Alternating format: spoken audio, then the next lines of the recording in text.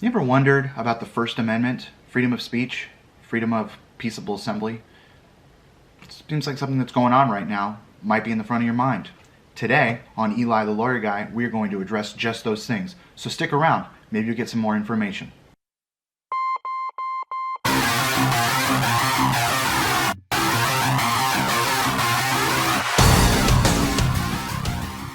Ladies and gentlemen, boys and girls, thank you so much for tuning in today. I am Eli, I am the Lawyer Guy, and today we're going to be speaking about the First Amendment, specifically freedom of speech and freedom of peaceable assembly.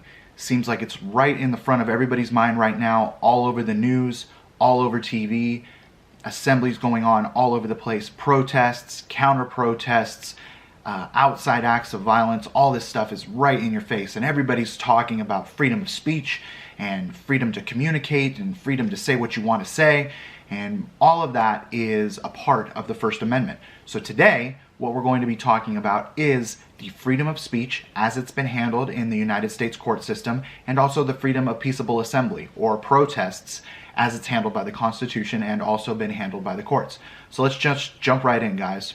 So we're going to take you all the way back to the beginning. Well, maybe not that far, but the United States Constitution, 1787. So there's 55 delegates there, 39 sign on, and they all say, okay, we're on board. But some of them weren't having it. Some of them said, hey, look, we need more protections for individuals. So James Madison got on board, started drafting what we now know as the Bill of Rights, or the first 10 amendments to the United States Constitution.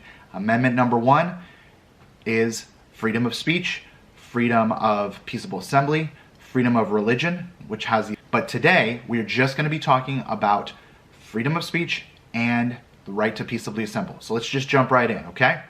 So, freedom of speech is part of the First Amendment. Now, it has to do with spoken speech or symbolic speech. Now, symbolic speech is something like protest or burning the flag, which has been documented multiple times by the United States court system as an acceptable means of expressing oneself under the First Amendment or freedom of speech. Now, depending on the way the court was set up, different courts have handled freedom of speech differently. But since 1990, starting with the Smith case in the United States Supreme Court, the Supreme Court has handled freedom of speech based off of looking at, does the government or the United States Congress or your individual state Congress have a compelling state interest in limiting whatever speech they're talking about, and is whatever law they're talking about narrowly tailored to meet that compelling state interest. So that's two things, and it's a pretty big bar to cross. So let's go right into what's not covered explicitly by the freedom of speech. So number 1 is obscenity. Child pornography, anything obscene is not going to be covered by the First Amendment. Number 2 is going to be defamation, which is making a statement about somebody that is a negative statement that you know to be false. And that can be either in print, which is libel, or out loud, which is slander. None of those things are covered by the First Amendment. True threats are also not covered by the First Amendment. And those are threats that you are able as a human being, as a physical human being, to carry out, and that you make with malice aforethought. So if I say to you, we're sitting around, we're messing around, and say, I'm gonna kill you, man, that is not a true threat. That's messing around. But if I say to you, hey, you know what, I'm gonna kill you, and I'm going to use meteors out of the sky to do it, you obviously can't carry through on that threat. So that's not a true threat. What is a true threat is if I say to you, I'm going to kill you, and I don't like you, and I have the means to kill you. That is a true threat. That is not covered. I can't then say, well, freedom of expression, freedom of speech, I can do that. No, you cannot. And the last thing is inciting language. So if you come to speak to people and you say to those people, hey, you guys all should go out and you should kill people. All of you, go kill people. I'm telling you to do it. I know you're going to do it because you're going to listen to me, and I intend for you to do that. That is insightful language, and that is not protected by the First Amendment. Those are the very limited circumstances under which the First Amendment does not cover, period. Now, one of the biggest misinterpretations of the First Amendment, and it's happening rampantly right now, you can see it all over Facebook and Twitter, and I'm sure you've talked to people about it, is them saying, hey, I get to say whatever I want, and you don't get to come back at me for that. It's freedom of speech. That is not how the First Amendment works. The First Amendment says that you are allowed within certain parameters to say whatever you want, but other people have the right to react to what you say however they want within legal parameters. So you can say things that may be interpreted as racist or homophobic or anything like that. Those are perfectly valid ways for you to communicate yourselves. However, if bad things are to befall you after you say that, that is not illegal. The First Amendment does not require people to react in any certain way.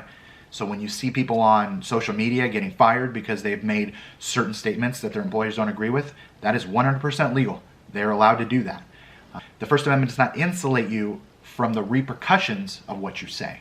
It just allows you to say them without the government interfering, without the government saying, hey, you know what, you can't say that, within those certain structures.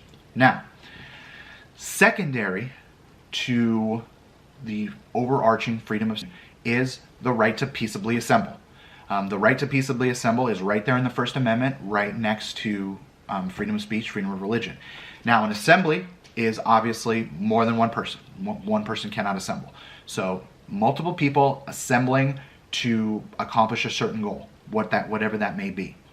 If you do assemble, the right to peaceably assemble covers your preparatory time as well. So if you're saying, hey, we're going to get together at 2nd and Main, and we're going to get all our signs out and we're going to get all this together, that is also part of a peaceable assembly. So if the government tries to abridge that right in the preparatory stages, that is also a constitutional violation. You have to be allowed to prepare your assembly as well.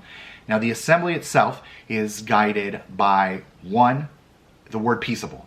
The word peaceable is directly in the First Amendment. It's right there. It has to be a peaceable assembly, and that means no direct violence by the people that are engaging in the assembly at all. So if you have acts of violence, then that is no longer a protected constitutional activity. And this is open to interpretation, because if you have acts of violence being perpetrated against you and you're reacting to those acts of violence, then you have an issue of a court is going to have to interpret that and say, were you the ones that were engaged in the acts of violence, or were you reacting to acts of violence engaged upon you? And that's up to a judge to try to determine if it comes down that way. Now, in addition to that, in terms of your protest, the law is going to look at, is this a public forum that you're trying to engage this protest? Namely, is it a place that the public at large is allowed to go? Sidewalks, streets, things of that nature. If it is, then there can be no law that addresses your protest or addresses your message outside of reasonable time and access restrictions. And we have seen those all around the country with curfews. That, as long as the curfew does not apply to your message, it just says no one is allowed to go out and protest, period. Your message doesn't matter. You can protest all day if you want, but at 6 o'clock or at 9 o'clock or whatever, you have to go inside.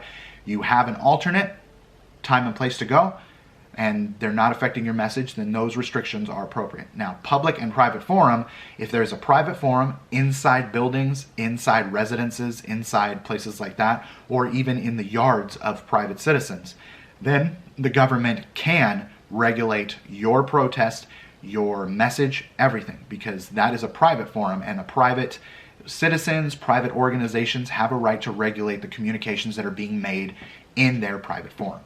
So those are the restrictions that can be made on protesters.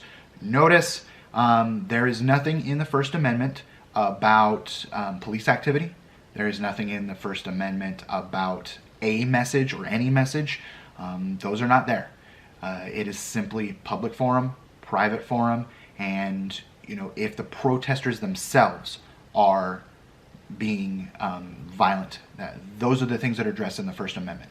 It does not give anybody a right to interfere with a protest in any manner. You can counter-protest, because that is a protest as well. If you'd like to come out and say, we don't agree with your message, we're going to hold our own protest, that is perfectly fine. Again, if you are engaging in the rules that have been laid down by the First Amendment. So guys, that's just a really quick video on First Amendment, parts of the First Amendment. I'm sure later we'll get into some religious stuff. So thank you guys for tuning in. Thanks for listening. I appreciate it. I hope you got something out of this. If you'd like to, please subscribe, hit the like button, and down below, leave me a comment. Leave me your questions, leave me your comments. What topics would you like to see? Are there legal topics that maybe you're like, oh, I really wish you would tackle that? I would absolutely love to do anything that you guys bring up. There will be more videos coming, so please stay tuned, and thank you very much, and you guys have a great day.